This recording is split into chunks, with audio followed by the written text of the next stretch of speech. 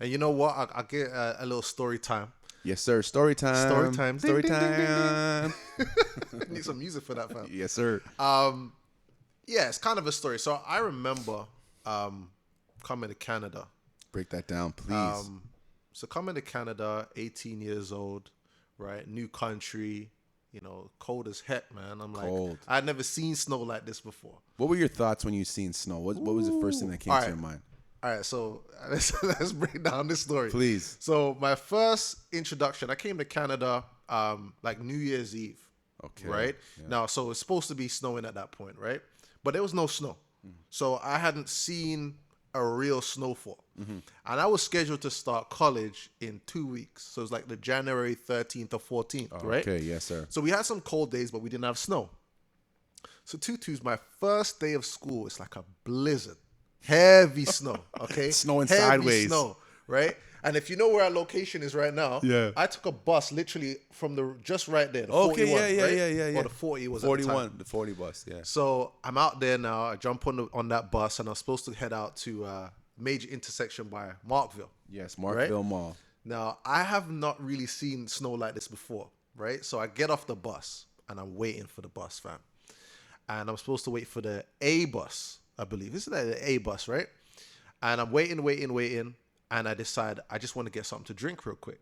So I'm going to pop into Shoppers. Decisions. Ding, ding, ding, ding, ding. Yes. But to go from the bus stop to Shoppers is a sea of snow. Just snow everywhere, okay? So I'm like, all right, let me just run across the snow and go into Shoppers. Bro, I didn't... Like he's Jet Li. Yo, I think I'm Jet Li trying to run across some water like ninja. I'm a blinger right now, right? Yo, bro, I walk across this snow, my foot 2 feet down. I'm like, all right, I'm already in this. Okay, I'm already in this. Just make it through. Meanwhile, I'm wearing a pair of lows, like dunks, right? Because I don't understand how New this works. immigrant to Canada, Yo, bro. new fam, fresh.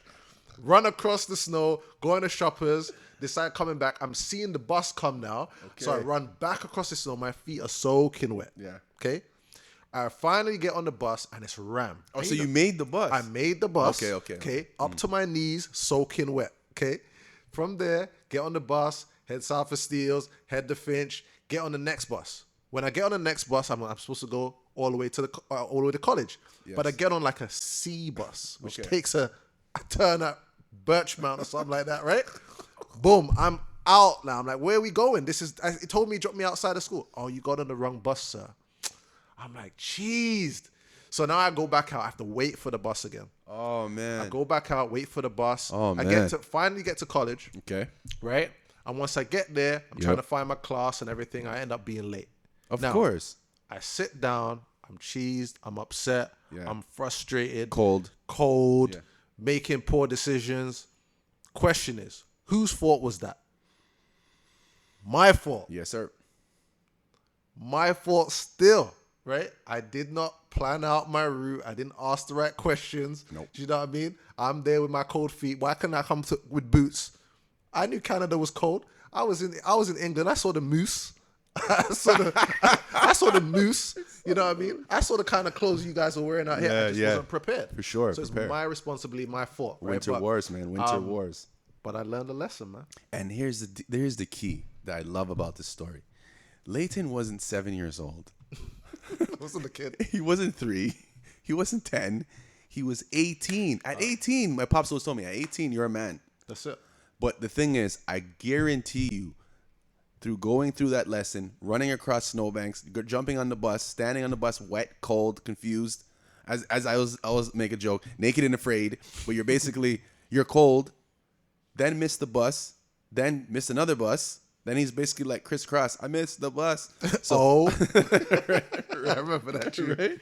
So based on all those actual unfortunate events, but it was fortunate because he lost at that time, but he didn't lose the lesson. That's it. I bet you the next time that you took the bus, you learned from that.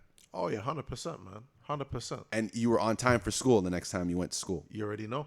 And everybody who's new to the country has a Canadian winter story. Yeah.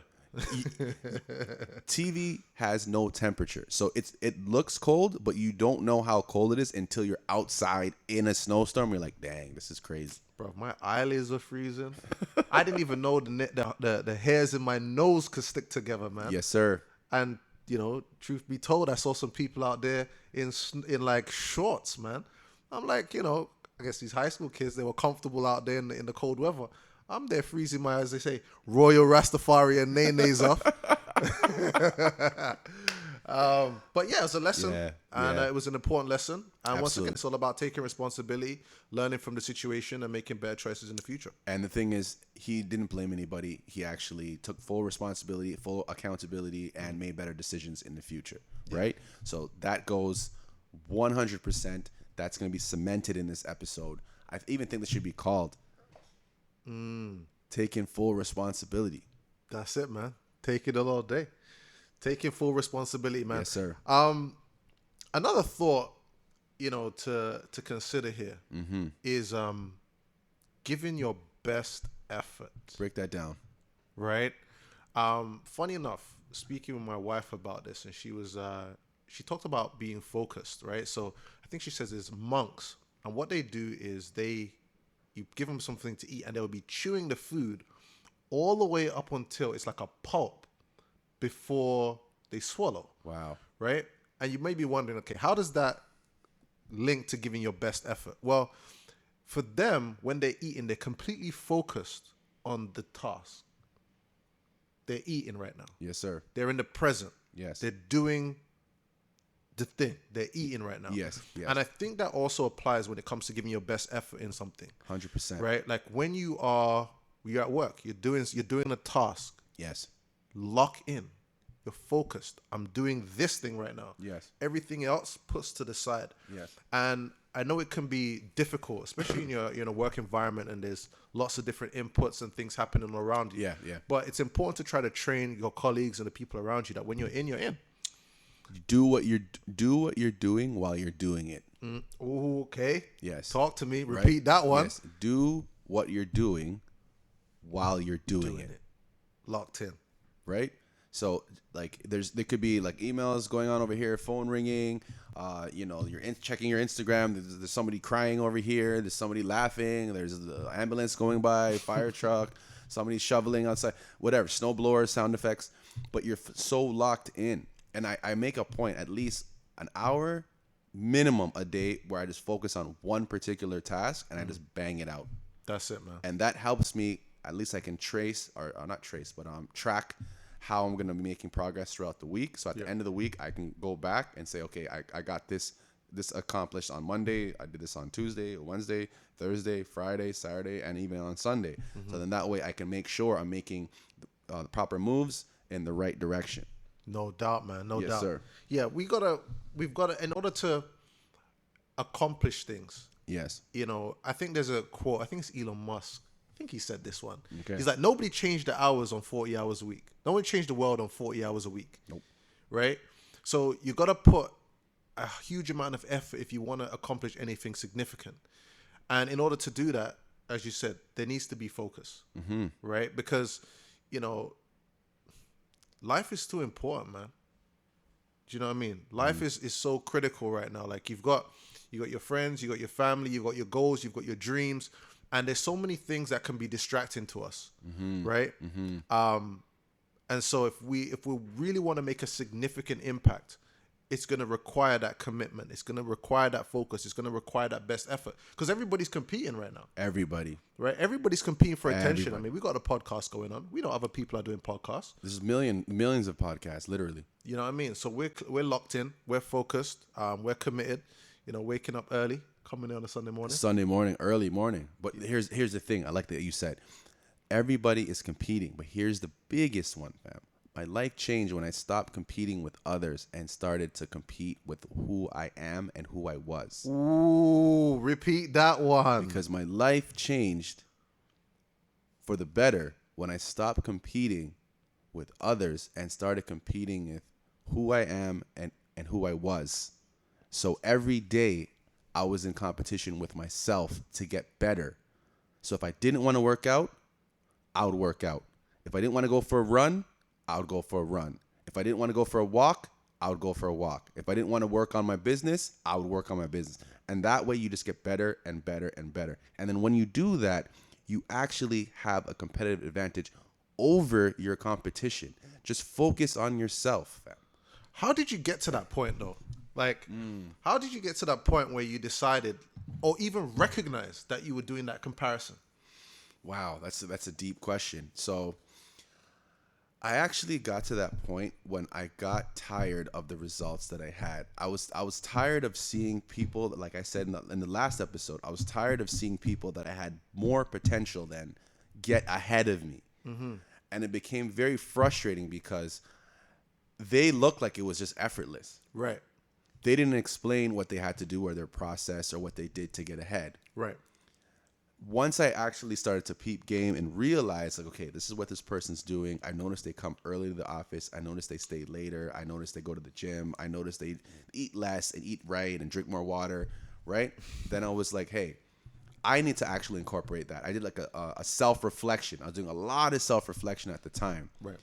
That's what helped me realize, hey, I need to stop, as Jamaicans would say, watching other people's face. Stop watching face. Hey, repeat that one. Don't watch face. Don't watch face. Just stay on my own path, right? Then I began to journal my day. So then I would know, okay, this is what I did yesterday, which is a whole lot of nothing. And then the next day, okay, these are the things I want to accomplish. Then I made it a purpose to accomplish those things and go day to day to day. And then I realized this is going to help me get better. And the reason why I realized because I would start to look at my calendar. Okay. My calendar would dictate if I was making the right moves going forward. But another part where I realized was I looked at my bank account. Okay. And my bank account started to dictate if I was making the right moves. So there's I'll drop another gem. Right? Okay. If you want to know what type of movement someone's making, ask them to show you their calendar. Mm-hmm. Ask them to show you their bank account. That's it. Woo. Because real talk, if you want to know who someone truly is, ask them to show you their calendar. That's it.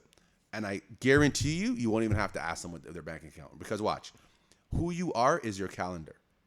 Oh, repeat that one. That's a nugget right there. Yes. Who you are is your calendar. If you have blank space on a calendar, you're going to know that has to be filled with something. Is it going to be productive or is it going to be destructive? Talk your talk, fam. Who you are is your calendar. Yo, that's deep. Because you're absolutely right, fam.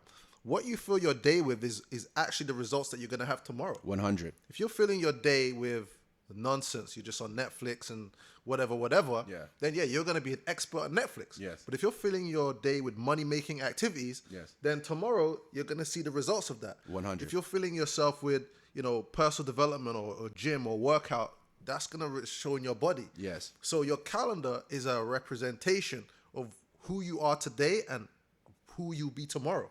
Absolutely. Woo. And the thing is, who you are today and who you are tomorrow. Now, these are for people who have kids, okay? If you want to show your kids where they're going to be, you have to live that now, fam. Talk it. Because kids look at adults as the future.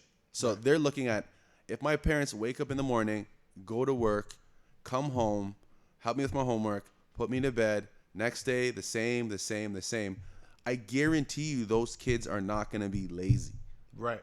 They're going to wake up and do what they have to do to make sure that their kids are good. Right. Right? We're all immigrants.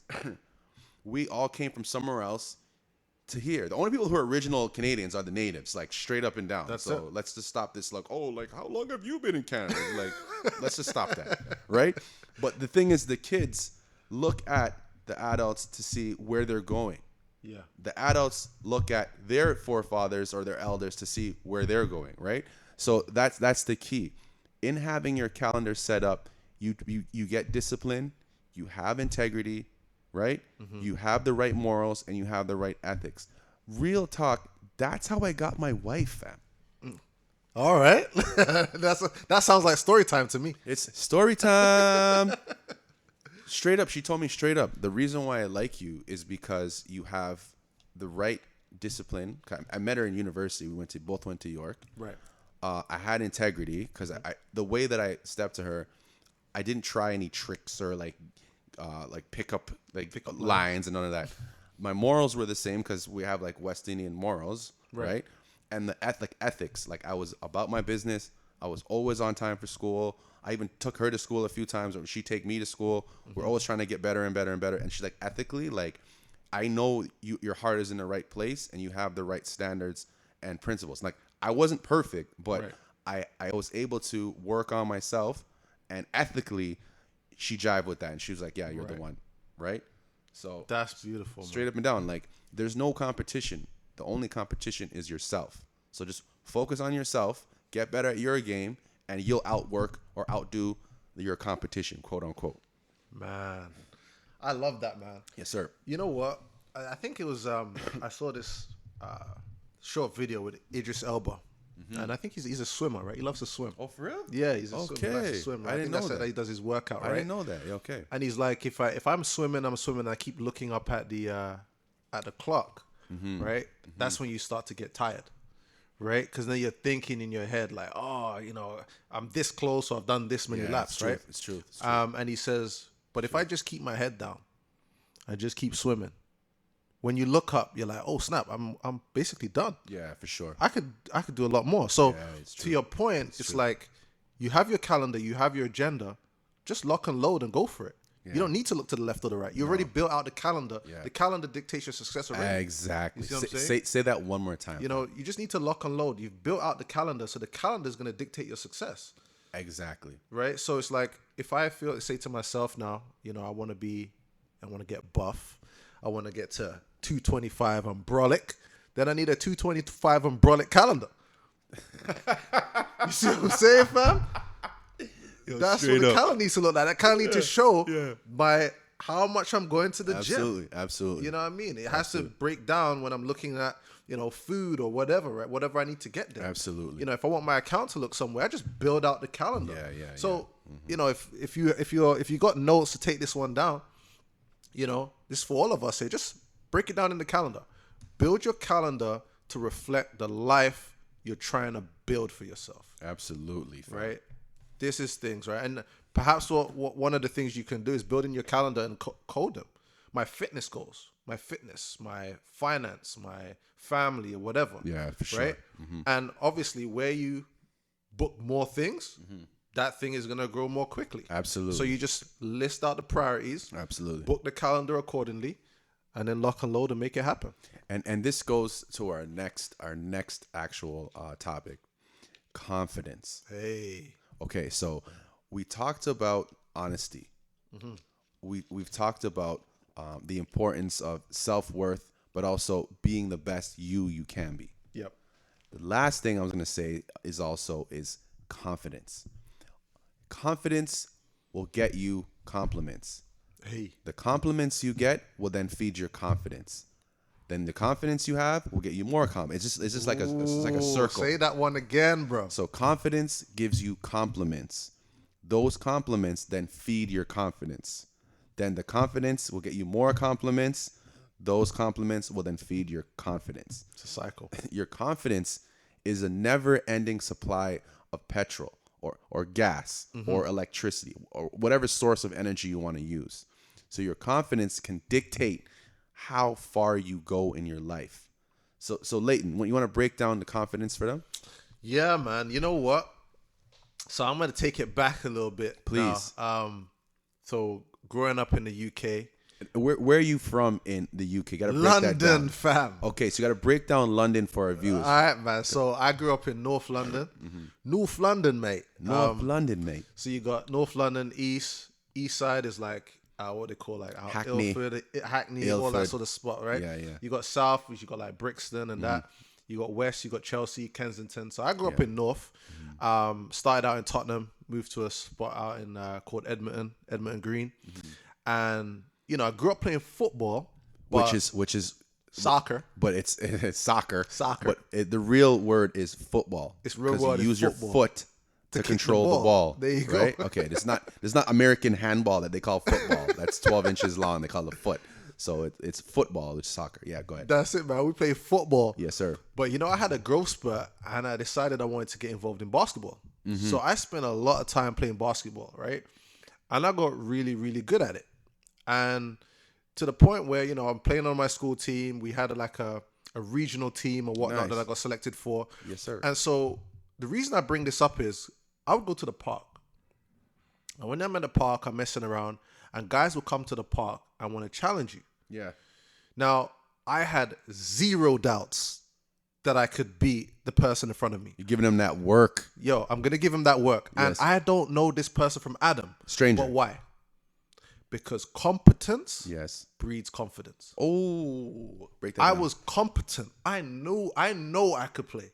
I knew I put that work in. Yes. I knew I worked on my handles. I knew I worked on my drop. Talk to them. So I was competent, right? So I was confident. I had no doubts. And I think one of the things for me, as a lesson from that is if I know I can do something, I have confidence. Absolutely. I don't question whether I can drive from here to my yard because I know how to drive. I'm confident. Yes. Right? So if there's a time where I'm feeling not so confident, I question, am I competent at this thing? Can I do that? It's like when you go and speak in front of a group of people and you're nervous. Yes. You're not prepared. You're not competent. You're not competent at all. So the preparation is going to be required in order to give you that confidence. It's that repetition. Go over it. Practice it. Get good at it. Get the experience. Get that experience. Yes. You go in front of the room, you're good to go. Yes, sir. And I love that, fam, because public speaking is actually one of the highest paying professions in the world. 100%. But people don't even like to speak in front of 2 people, 3 people, 4 people, 1 person, 10, 100, 1,000. I have no problem public speaking because when I was younger, fam, I wanted to be like Eric B. and Rakim. I used to envision myself rapping in front of a mirror to thousands of people. And so for me, when we're in like elementary school, we do like public speaking. I'd always be like, who wants to go first? Everyone's like shivering. I'd be like, me, right away. Get it done, one and done. And then I can chill in the back and watch everybody being nervous. And I'm chilling. And whoever goes first, this is a major key for the younger audience, anybody in school. If you go first, you actually get what they call participation points or extra marks for having the courage to go first. So once I found out that hack, I was doing it every single time. Elementary school, high school, university, just go first, speak in front of the audience. And people actually, even if you're stuttering or you forget your speech or make mistakes, people respect you more for just having the courage to go up and speak in front of a room. Yes, they do. And this is what I teach to both of my kids. Always speak up, speak for yourself, speak your truth. And if you're speaking your truth and it's coming from an authentic place, you won't be nervous. Nah, man.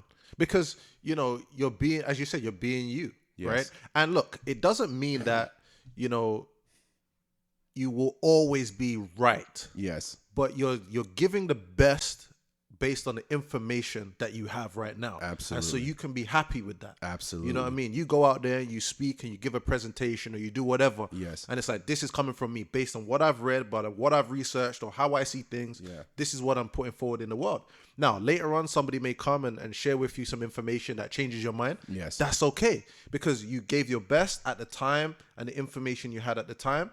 And then some new information came. It's okay to change. Yeah. So you can be confident in that you are being and doing you at that time.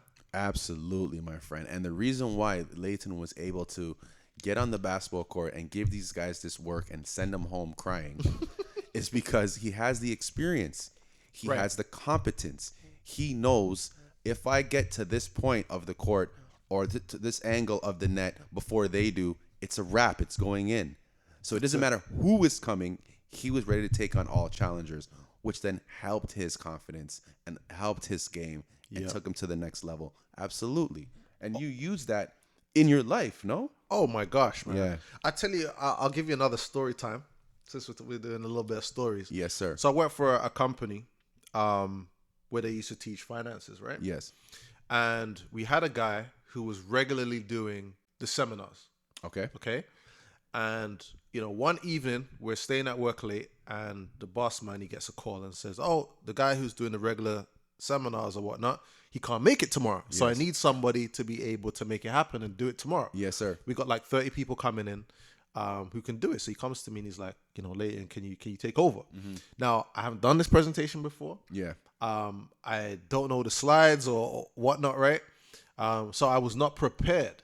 So this is something to take note. I was not prepared. Not prepared. But I went home that evening and I've got to present the next morning at 9:30. Absolutely. And I get the slides and I'm practicing.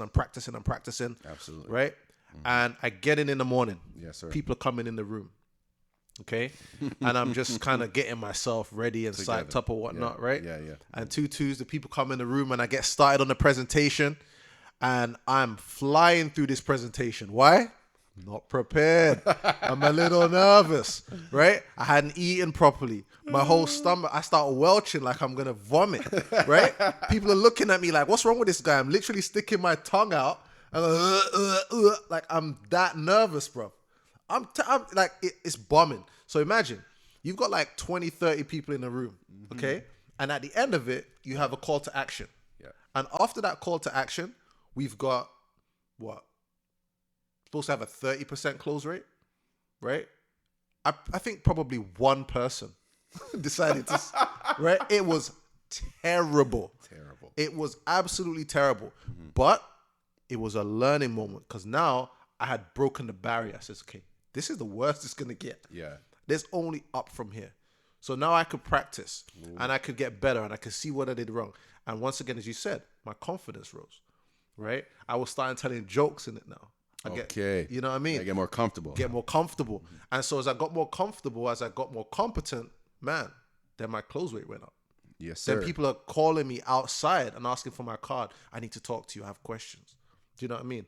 So, in order to really get that confidence, sometimes you're going to have to fall flat on your face first. It's not going to work out perfectly from day one. Absolutely, fam. And it won't work out perfectly from day one. Here's the thing. Kids, everybody was once a child. When you first start to walk, you fall on your face, fam. Then you get up, then you try again, then you walk a little bit more, fall. Then you walk, then you're not falling. Now you're starting to walk faster, then faster, now you're running. In order for you to run, you first have to learn to crawl. In order for you to actually crawl, you have to believe that if you put me on the ground, I can get from point A to point B. People do this naturally as kids. Right. So the next step, if you're going to do any presentation or give any, right now we do a lot of presentations on Zoom or Google Live or whatever because of COVID. Right. You have to believe in your mind, in your imagination, that you can actually do a good job and then work backwards. And if you make any mistakes, it's okay because at the end of the day, you know that you can use that constructive criticism and make it better going forward for the next presentation. No doubt about it, man. Yeah, man. No doubt about it, man. These are learning, just learning things. It's a journey. It's a growth. And I've certainly had my fair share of mess ups. I've certainly had my fair share of bad choices. But as you go through this and you get more confident, you grow, you just become better. Your confidence comes up. And I think another thing that's really been important for me is surrounding myself with people who are also on that same journey. Say that one more time. Surrounding myself with people who are also on that same journey in terms of growth, in terms of development, because there's no judgment. Do you know what I mean? They're messing up and making mistakes as well and trying to do better. So there isn't this sense where I have to feel like I'm hiding it from anybody. Yeah. You know what I mean? Like I can mess up and that person can say, all right, Leighton, this is where you went wrong. You need to do it this way. You need to try that. And so being surrounded by the right people, that means your spouse and partner, critical. Yeah. Okay. If you can get yourself the right spouse and partner, absolutely. It's necessary. Friends, colleagues, whatever it is, that's really going to help to elevate your success. And like what I'm thinking too also is like who you are is a reflection of who you hang around. Who you hang around and associate with is a reflection of who you are. Mm-hmm. So if you're working on bettering yourself and your associates or your friends or family are working on bettering themselves too, everybody is good for it. Yeah. Right? 100%. If you are actually hanging around people who aren't bettering themselves and kind of feeling comfortable and, doing the same things, listening to the same type of music, going to the same place, eating the same food, not really working out, you're going to actually take on those characteristics as well. So I always say egos fly alone, or egos actually associate with other egos. They might not hang around all the time, but when they do, it's always on some building vibes, right? That's it, man. If you're actually a turkey, when Thanksgiving comes, You get slaughtered. you get slaughtered and you're being eaten on a plate, fam. That's it. I always look at myself as an eagle. I always want the best for my people, for myself, for my family, for my friends. And I'm not a hater, fam. I'm more of a person who will look at somebody and be inspired by that. I don't look at them and be like, oh, this guy thinks he's all of a sudden, he thinks he's so good and he thinks he's better than me. Because that sounds like you're like a jealous dude. Right. I've never been a jealous person. No, mate. I've always looked at somebody else getting something and be like, hey, that's inspiring. I can do it too. Of course. And if I have something, somebody should look at me with inspiration as well, right? Absolutely, man. Once again, it boils down to why we built the podcast, right? Yeah. This is about not just giving information and our understanding and stuff. This is about building a community, right? Because, we all want to go. We all want to benefit. So your comments, your thoughts, your opinions matter to us, right? Because we're on this journey as well to grow. We've accomplished and done some great things, but there's still so much more to do. And so it's important to build a community of people who are also like-minded, right? There's more things that we have envisioned, over the next few months and stuff to help build that out. But, the community is critical, right? We're not trying to have haters and that sort of stuff as part of the community. They come, right? Haters only hate the great ones, not the good ones. And fam, haters only hate up. They don't hate down. They hate up. So if you actually have haters, that's actually a sign that you're on the right path. And you got to anticipate that. Like I always have a fighter's mentality, right? You don't want to react. You want to be able to respond. So if you have haters, it means that you're doing something correct, and you actually have to just destroy them with even more success and productivity. Bruv, we got to rewind that. You just said something, yo. We can't just slide over that. Can't just slide it under the door. Yo, my man says you don't want to react. No. You want to respond. Break that down. Okay, so I'll keep it 1,000. I have a homeboy who I'm very close with. I look up to. You know who you are. He's very calm. He's a natural leader. I've been in many situations where everybody literally turns to him and like, what do we do? And he's just like, I don't know. Like, you can do whatever you want. He's just real humble. You know what I'm saying? But I always tell him, like, that's what leaders do, right? Like, leaders are leaders because they lead from the front. They're not in the back as telling everybody, you do this, you do that, you do this, you do that, you do this. But he had a lot of haters growing up. And I'd always tell him, the reason why you have haters is because you're authentic, you're truthful, you live out what you're doing, and other people, like you even being around, makes them insecure. But that's more about them. That's not about you, fam. Like, yo, you're an eagle, fam. You're not a turkey. Right? So what I was saying is, what's so profound to me is the more haters that he had, the higher up he would keep going and just keep going until he's like, literally, you're at a point where he's so high, it doesn't even matter. Imagine a hater yelling at a cruise ship.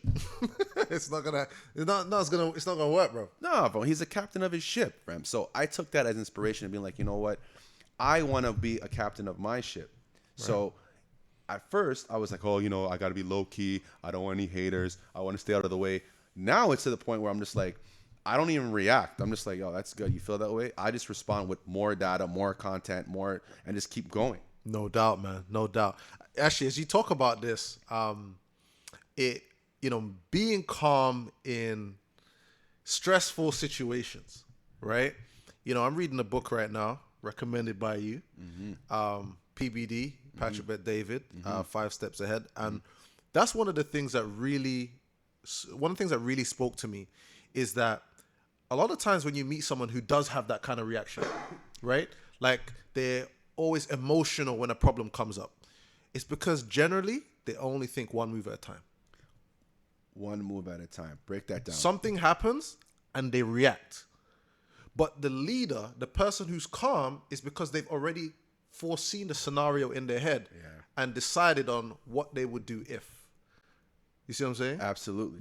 You see what I'm saying? So like something happens or whatnot, and everybody's freaking out, panicking.